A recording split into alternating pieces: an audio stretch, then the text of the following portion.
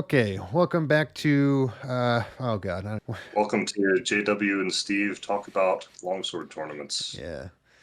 So today we're going to be talking about CombatCon. Happened just last weekend, the last week of July. And first thing we're going to talk about is just the overview of the top four in every single one of the tournaments, starting with Open Steel.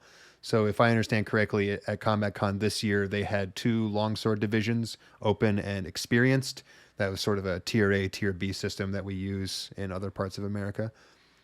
Yes, they also had a individual, or sorry, invitational longsword, Mm-hmm. which I'm not 100% on the story behind that, but I guess you had to be invited to it, as well as a women's plus division. Yes. And some other non-weapons we're not going to talk about because Yes, CombatCon a has everything. plethora. They always have a plethora of tournaments at CombatCon. Yeah.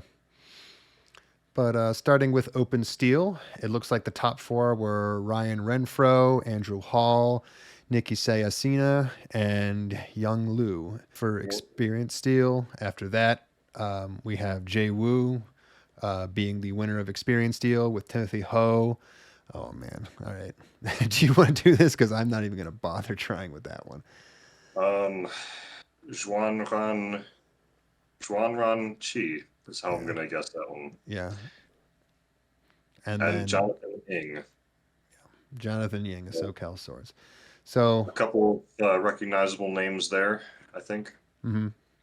I know Jie Wu we're going to be talking to later. So that's someone we certainly recognize. And I recognize a good number of the clubs at the very least, with Sword Inquisition and SoCal Swords especially. They Right. usually bring people to Combat Con due to their just geographic closeness. Yeah. Ing was a late entry. He wasn't initially signed up for the tournament when we made our predictions. Mm-hmm. So maybe they would have been a little bit different if he had been part of it. And then Ho and Chi are both relatively new. According to their HEMA ratings, their first tournaments were maybe in the past couple of years, but they've done pretty well for themselves so far. Yeah. For women's plus, we have Harriet Coates in first, Kayla Maurice in second, Kaylee Orion in third, and Ashley Warren in fourth. Mm-hmm. Harriet, I recognize. She was Ladies' Night, which was a tournament we ran in Philadelphia. Um, I think in April or May, Mm-hmm. and she got second place there. So good results all around for Harriet Coates from Phoenix Society. So for the rules for CombatCon, it was common West Coast style, kind of long point style rules. So we have three for deep, two for shallow in general, and it was a subtractive afterblow. Mm-hmm. So an afterblow subtracted 2 points from the initial hit. So a hit to the head with afterblow would be 1 point, and a hit to a shallow target with afterblow would be 0. Mm-hmm. And doubles uh, always cancel out, and they do 3 doubles when you're out for pools.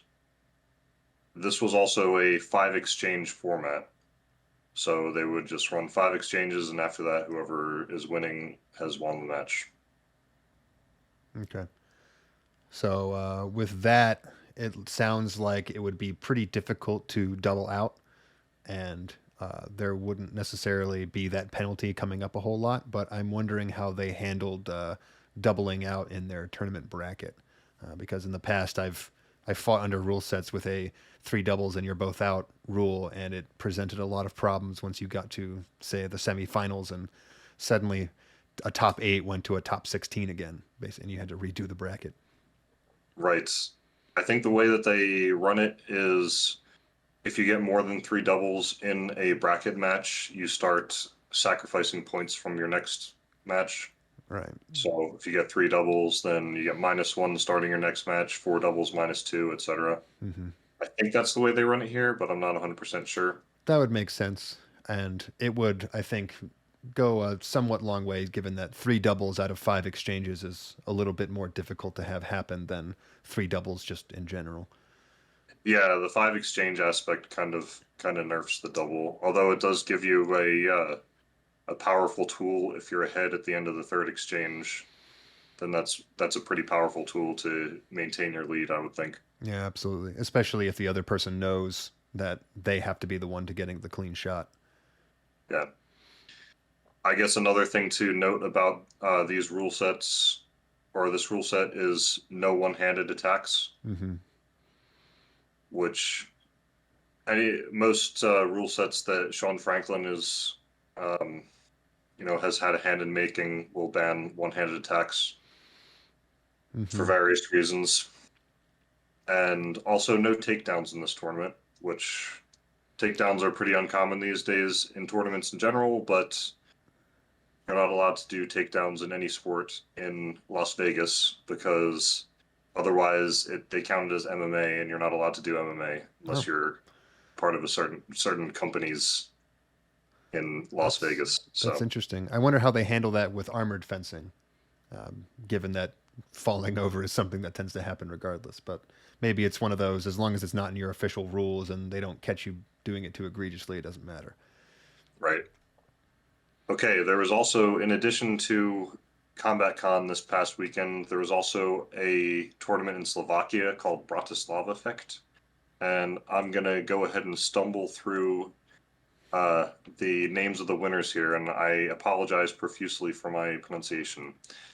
So for the advanced tournament, we have first place Martin Vrabel, second place Miroslav Medved, third place Filip Vishnovsky, fourth place Andrei Herchik. All right. For the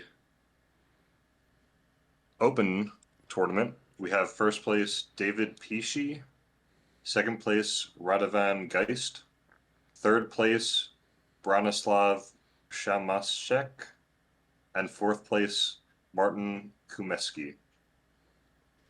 And for the women's tournament, we have first place Joanna Kaprawska, second place Veronika Yadnushikova. I'm so sorry. Third place Elena Rubanchka, and fourth place Orsolia Virag. I apologize again for the pronunciation, but congratulations everybody who did well at Bratislava Effect. Okay, so looking at the bracket here for advanced, longsword, we'll go through the paths of the winners. So your first match was against Joshua Barnett. So you were seeded 4th out of pools. He was seeded 13th. And by HEMA rating, this was not an upset. And you had never had any matches before. Do you have anything to say about this match, Jay, against Josh? Yeah.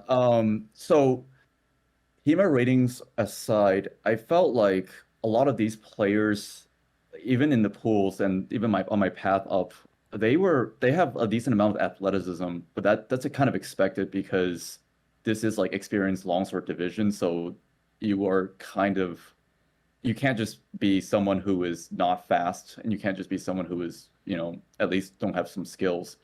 So I felt that I didn't feel like anyone was like a really tough fight, but they were still, challenging me to a point that I have to like try and I have to like think of strategies to like win, and they were able to score points on me here and there. So that's what I felt like. I can say that just with just about any opponent, even in the first one or the second guy out of the pools, and in the elims as well. Cool. Yeah. The first one looked pretty close, 6-8. Yeah. Within one exchange at least. Yep. So the rule set, it goes pretty quick, because any kind of deep targets is a 3 points. And the judges, I felt like, was rewarding points fairly leniently. So anything that looked like it might have hit something, they were awarding points for. So I felt like it was at some point I realized it was easy to just score just by being very aggressive and just start attacking a lot. And yeah, so even if something, you know, may like miss you by like this amount, they would actually like you could actually get a point for it just because, you know, it from a certain angle, it's hard to see. For sure. Yeah. Yeah. Yeah, I mean, as a judge, it's tough to know, like, if a point comes, you know, within that close to somebody, it's tough to know if it hit it, if it didn't. So I Yep. guess they were just kind of, from what you're saying, erring toward on the side of it hit. Yes. Interesting. That's an interesting aspect, especially in this, like, in the 5 exchange format, which is pretty cutthroat, Yep. really, because you get a few good exchanges in the beginning and you're pretty good to go. Yeah. Did you find that there was doubles happening a lot? No, but what I found is that things that should have been doubles were not called as doubles. And I've seen that a lot in this tournament. Hmm. They were called afterblows instead, or just clean hits, or Ignored. Like the afterblow was a lot of times ignored. It's quite interesting how that was kind of done. And with me and Josh, I thought Josh was actually like he was a very athletic dude, and I think his sense of distance had some exploitability, but he was quite fast and was able to you know move well in a very aggressive way. Mm-hmm. nice. Okay, so yeah. let's talk about this second match. You had Dashiell Harrison. Yep. And it looked like, so to me, he was seeded 5th, and your HEMA ratings are about the same.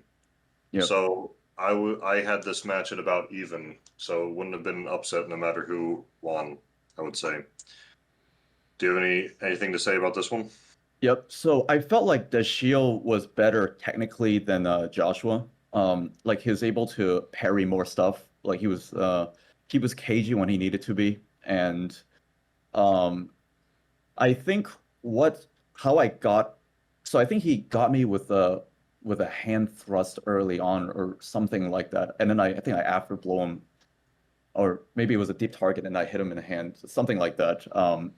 So like it's you hit a deep target and you get hit with an afterblow, it's a -2, so it's 3 -2, and you get a point.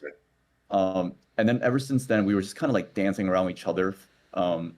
I think we got some doubles on each other at some point, and I noticed that like every time he kind of like took a step forward, he would just kind of like not do something. So then I just kind of baited that and I just went for a deep target thrust at the end. I got the 3 points in the win. But it was a really fun fight. That was a somewhat intense fight. Cool. Third match here was against Jonathan Ing. Yep. And again, this looked pretty even. He was seeded 1st, so I mean, by seeding, it was an upset. But again, your HEMA ratings are pretty close, and you had no head-to-head record, never matched in the past. So fairly even match by the numbers. How'd that go? Yeah, so Jonathan Ying, I felt was very skilled. I felt like he had a lot of experience. His cut game is really good.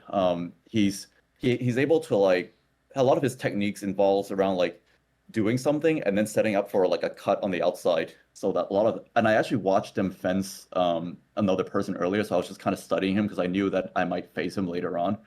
One thing I noticed is that if I was thrusting towards the center of mass where like his hand is, he starts like kind of hesitating on what to do in like for like a half a second. There's a little hesitation.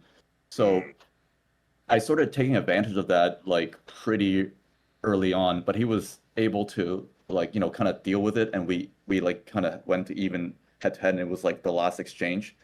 And then last exchange I just kind of just went for it right into the middle, and he tried to do like a big cut, but he moved his hand out of the way, and the thrust went into a deep target, and that's what secured a match.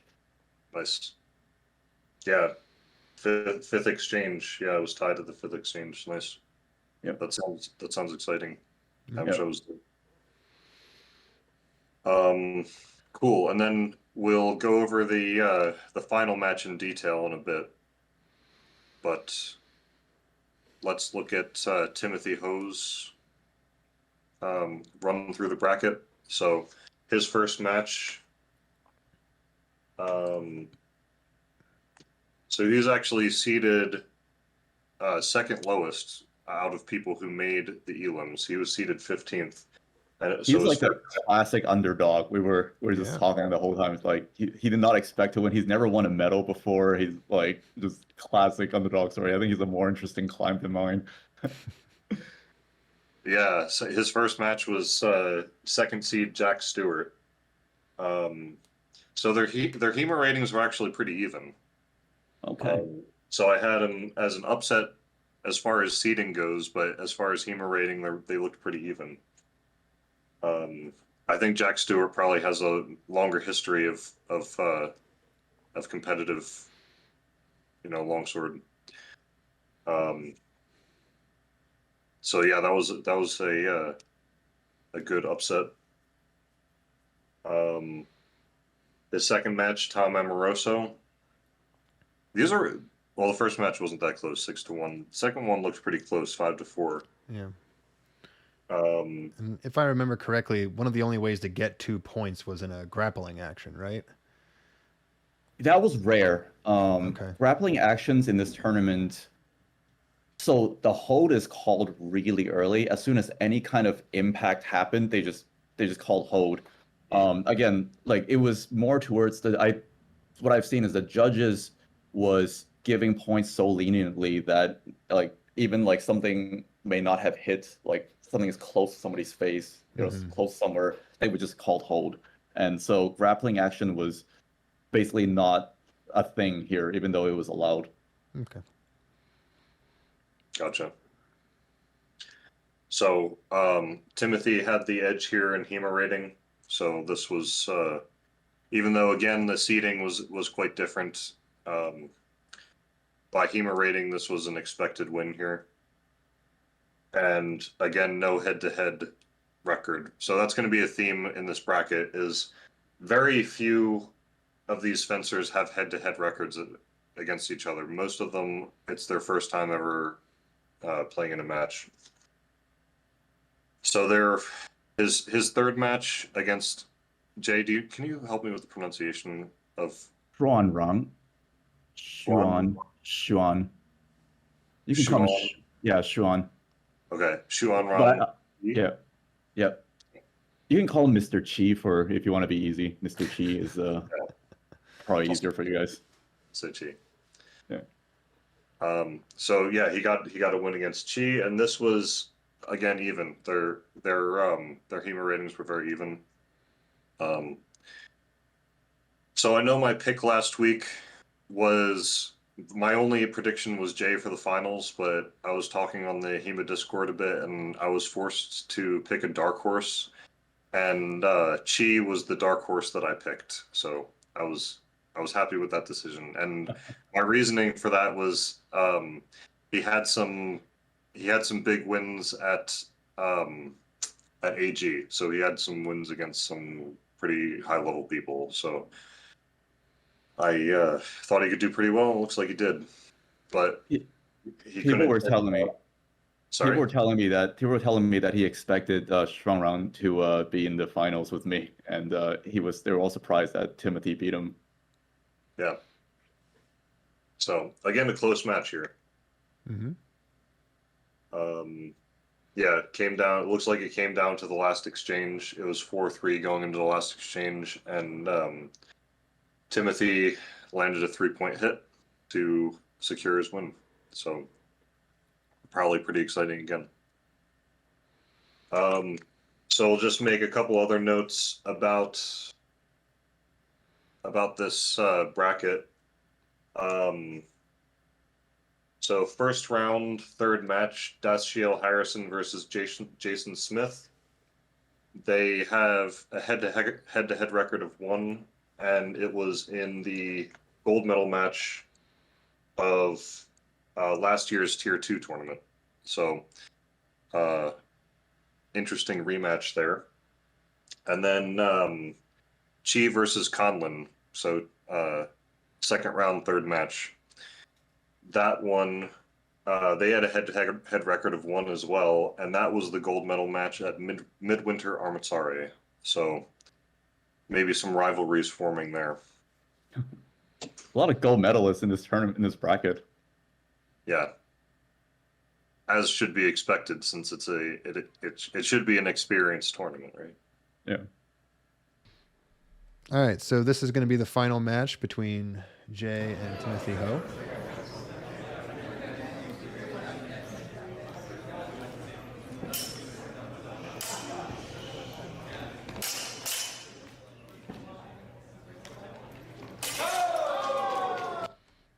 All right, so going back and looking at that one, it looks like, Jay, you pretty much just kind of chamber a thrust from the outside line, drive it down the center. And I think you had mentioned this earlier, that you were throwing your thrusts right at the hand level, and there was a little bit of hesitation there when basically the wrong parry was picked. You can kind of see here that Tim has thrown a parry to his left side despite getting stabbed in the upper right shoulder there.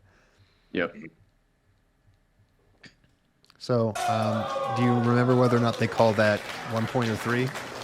That was a 3. They actually tell you what the points are on this one video. Oh, nice.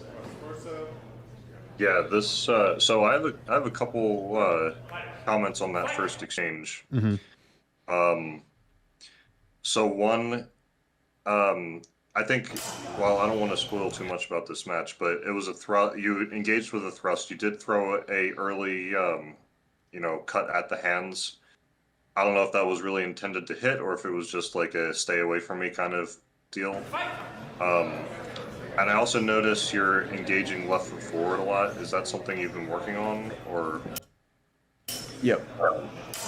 Yeah. So the left foot forward thing allows me to do a passing step thrust, which increases my reach by a little bit if I do a passing step. Like, because especially for people who are running away, I just take that step and lets me accelerate a little bit forward. My strategy going into this fight is that I noticed that he's actually a little bit patient, and he's a little bit kind of not making himself vulnerable. So before this thrust, I was actually throwing a lot of cuts outside his measure to get him to feel like the cutting vibe, to feel like I'm gonna cut him a few times to, get used to dealing cuts. Right. Yeah, you see that? Yeah. Yeah, you see those? Yeah. Yeah. So that's me throwing those cuts out of measure just to make him just program his body to want to deal with cuts. And then after that, if I throw a thrust randomly in the center of his body, it's gonna be his body's already thinking, okay, gonna get ready for cuts, right? Yeah. And then that last launch is an exploitation of his hesitation, Right. from his body. Yeah. So it looks like when you're throwing that thrust, he steps back, and that step back would have been enough to avoid a cut. But Yep. since you're thrusting, you just keep going forward and just Mm-hmm. straight down Exactly. on that offside. Pause it for a second. So this is interesting. So take a note on the referees. So this says black thrust to body, right? You notice the black pole was raised. Yeah, this little stick. Yep. And then the other one is indicating the target. So just keep that in mind for later exchanges, because there's something weird happening later. Okay. Fight!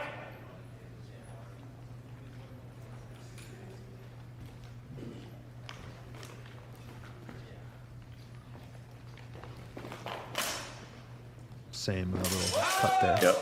Yeah. Yeah. So it's time he answers back. Yep.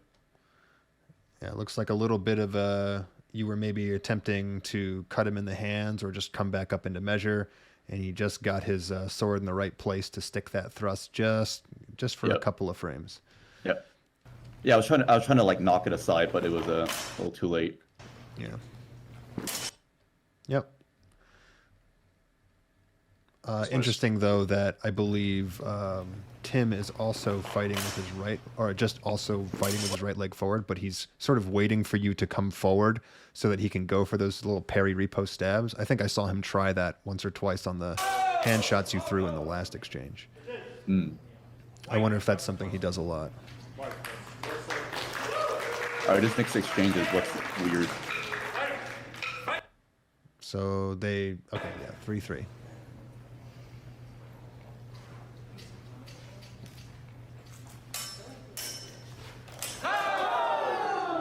Look at the refs. Oh, yeah, I'll slow it down here. But it looks like you do another passing step thrust. Yeah. It's a little hard to see on the replay, but it looks like it gets right into the little Arm. elbow crook right about Yep. there or something like that. Yep.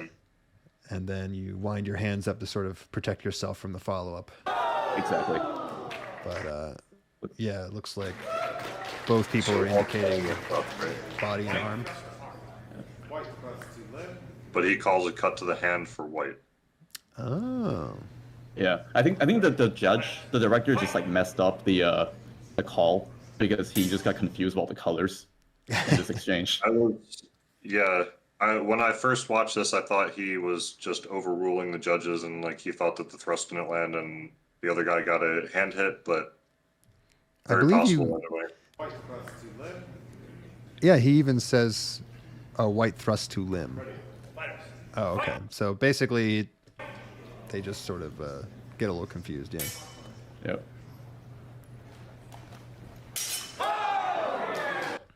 So it looks like another good thrust straight down the middle. This time it looks like you almost feinted the thrust towards his hand, or maybe Yep. he pushes it up by accident. Or no, yeah, you That was a feint. move it up into the face after that. Yeah, so I pointed the tip to his hand to make him go down, and then when he went down, I went up.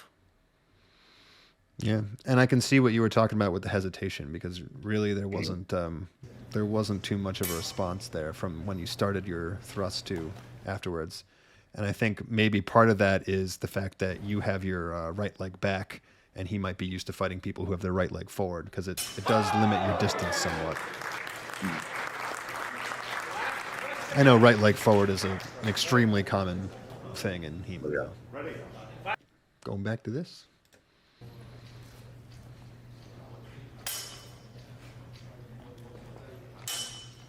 His sense of distance is actually decent. He's like, we're like baiting each other to like not get in like a danger zone. It's just whoever like takes advantage of like the first step in is the one that can get it. Yeah. And here it looks like you got another, again, hand stab. This time he seems to respond fairly appropriately at the very least. He doesn't hesitate so much. But I think what you were saying about the distance is that you take a little bit of a step forward offline with your left foot, and it doesn't seem like, well, it looks like he got a little bit stuck with one of his Yep. feet in the air, and he wasn't really able to move out of the way fast enough. So he So attempts to try to do a little split step there. Yep. So in that moment, like he stepped into my attack zone. Like the moment he stepped in, I was just ready to go. So then by stepping forward, he can't like, it's hard for him to do something else. So I just took advantage of that moment and then just thrust it to the hands because his hands were just right there. Right. So here's that step forward, and he Yeah. doesn't quite put his left foot down, and Yeah. that And then I little- go. Yeah, and then you go. Yeah. And it does look like you get a little bit of bend right on his right hip there, or arm potentially, depending on the camera angle. Yep. And I cover myself after. Yeah. So I have a question about this actually, and it's kind of a both a specific and a general question. So this is a situation. It's fifth exchange. You're ahead by one. It's 6-5. Mhm. Yep. So a double is a win in this situation. So why didn't you just double? What made you go for the glory here? Okay, so getting a double. Okay, so it was because a lot of the calls were not doubles. Like even when watching previous matches, even when things were doubles, the judges did not call doubles. And so taking a chance to double when you kind of know that the judges don't want to call doubles, or just not don't want to, but just have a tendency to not call doubles, is, it's not worth it, right? So like I know I could win legit, so why not just fight legit and just do it right, Sure. Plus, as Yeah. far as adaptation, it doesn't seem like there was ever a clear answer to that stab to the hands. So Yeah, true. it was pretty safe. Yeah, that's a good point. Yeah, it kind of reminds me of 2021 when I was doing the final exchange with Nathan, and you were my corner, and you advised me to kill him. Yep.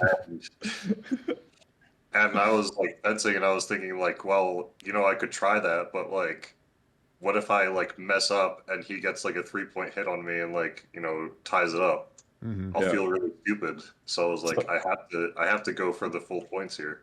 Yeah, and actually, I actually had a change of heart over the last 2 years of fencing, and so philosophically, like people say this about longswords and even fencing, is that doubles are so frequent that it just happens, and um, and there's even guys that I've heard that says like they give mixed bets, like if I'll give you money if you can avoid eating a double from me. There's guys who are making bets like that, and they can generally do it, but the but my current thought process is doubles happen because both players are trying to win, and they just happen to pick like two targets that are away from each other, like head body or something like that.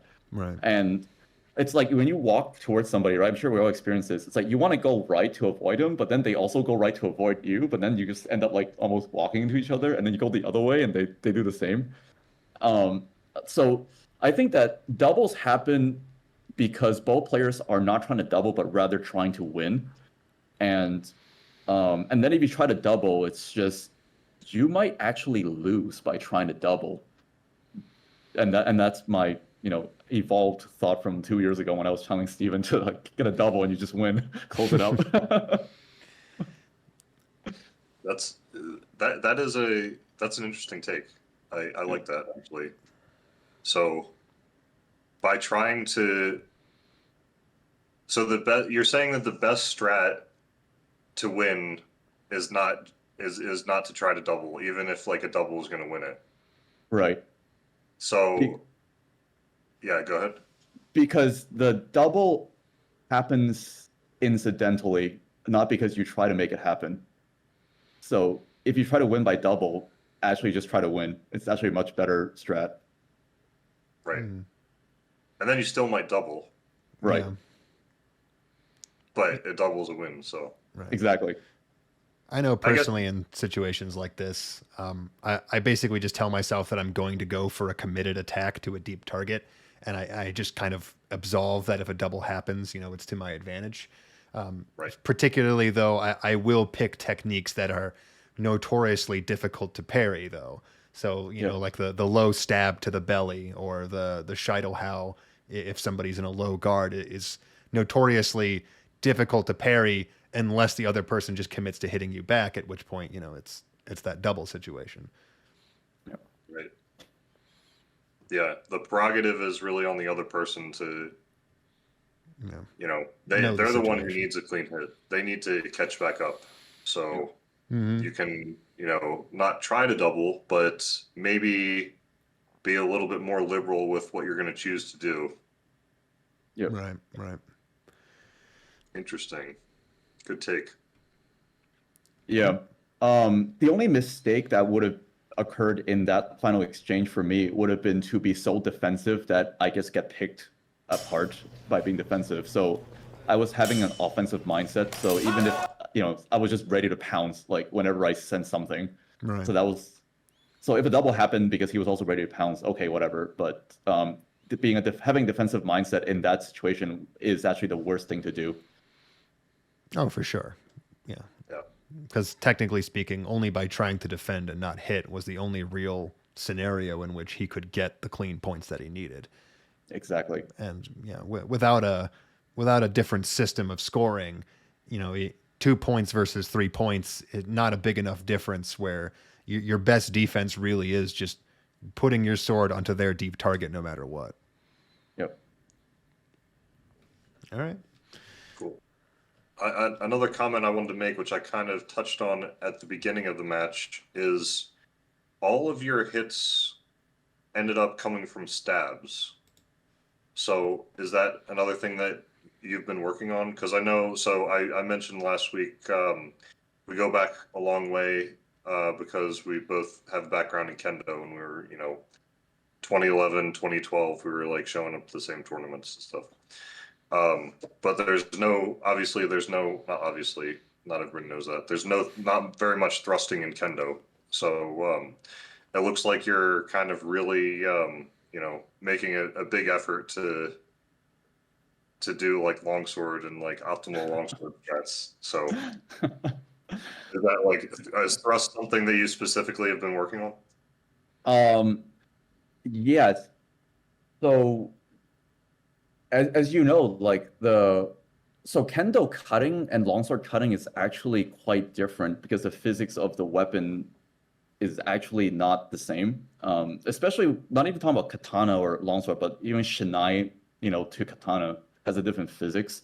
So an example would be like, so a lot of the kendo cuts comes from winning like the center thrusting position. So you win that center thrusting position so that they have to deal with your center, and as they're dealing with your center, you can then like leave that center and make a cut. So that's the philosophy of like cutting in kendo. So shinai is like really light, so then this motion doesn't really take much effort, to do that. Whereas with a longsword, if you kind of go up from that position, you are losing a lot of time, time enough for them to do like an absetsen, or time enough to, for them to, do other things to catch your blade and thrust you by winding, all things like that. So doing kendo in longsword is not really a min-maxed strategy. And so with regard to this cutting versus thrusting thing, right? Like longsword cuts is different than the way I use longsword cuts is different than the way that I do kendo cuts. Ultimately, I tend to cut into a position that I can get the point into my opponent with a longsword, whereas the kendo cuts is a finisher. Like I cut to finish, like hit the head, hit the wrist, right? It's the cut, I'm done. Even with a situation like multi-cuts, it's like it's cut. It's not like cut into, a thrust. Like cutting into a thrust is never seen in kendo really. So so in conclusion, like the physics of a longsword is different than the physics of a shinai, and that's why it lends itself to a like kind of a different meta. Now, in a beginner situation, like when the entire field doesn't know anything, and I did kendo, I could win just by doing kendo with a longsword. That's not really an issue. But once you start going at higher level, the min-maxing of both sports becomes very diverse and unique. Right. Yeah, I agree with all that. And I do remember AG last year when you coated everybody and got like third or fourth place or something. It was second. Yeah. But that was because like it was B tier, right? That's the first thing. Yeah. And with regard to longsword, I think it's only until like recently that I feel comfortable with it. Like I feel like it's kind of that at some point you just feel like when you hold a longsword, it's just kind of a part of you, and you can just be very comfortable doing anything you want with it. Like it's a recent thing for me. Like because I've had a struggle with like its balance and its weight for a year or two after I started doing it. Right. Yeah. Yeah, that's a good point too. Especially if like you're used to something else. Yep. But yeah, it's it becomes just something that you don't notice anymore. You can just make it do whatever you want to do. Yep. What about grappling? Has that been a struggle, or has that been easy to get past? So in sparring and in general like techniques training, I can grapple. I found that it's very situational. Like there's this point where you go and you bind, right? And then like if the opponent just like runs away real hard, grappling becomes like difficult for me when that happens. Yeah. But if they stay there, I can generally like just do this and maybe like do a pommel or something. Sure. Yeah. I mean, with grappling being somewhat phased out of a lot, or at the very least, throws being phased out of a lot of tournaments. The emphasis on grappling isn't quite there, and I also think that once the skill level gets up there, it actually becomes a lot more difficult to safely engage in a grapple. It almost becomes a kind of fail safe rather than something you go in with intent to do, because it Yeah. becomes that much harder to just confidently step forward and parry anything. Yeah. I think the main use case is really if both fencers just step in with an attack Yeah. and nothing happens on the initial engagement, and you just don't really have any choice to do anything but grapple. Mhm. Yeah. I guess, I mean, you can like step back and try to get an angle. But if you're good at grappling, you can like Take out advantage of grapple that. someone who tries to do that. Yeah. All right. That was another episode of HEMA Longsword Tournament Review. Hopefully you liked it and you will come back again. I don't know what else to fucking say about this shit. We don't have the tournaments. There's not really many upcoming tournaments, and nothing with all of the players set out in HEMA's scorecard. So we're not going to do any predictions today, and we'll see you next time. All right.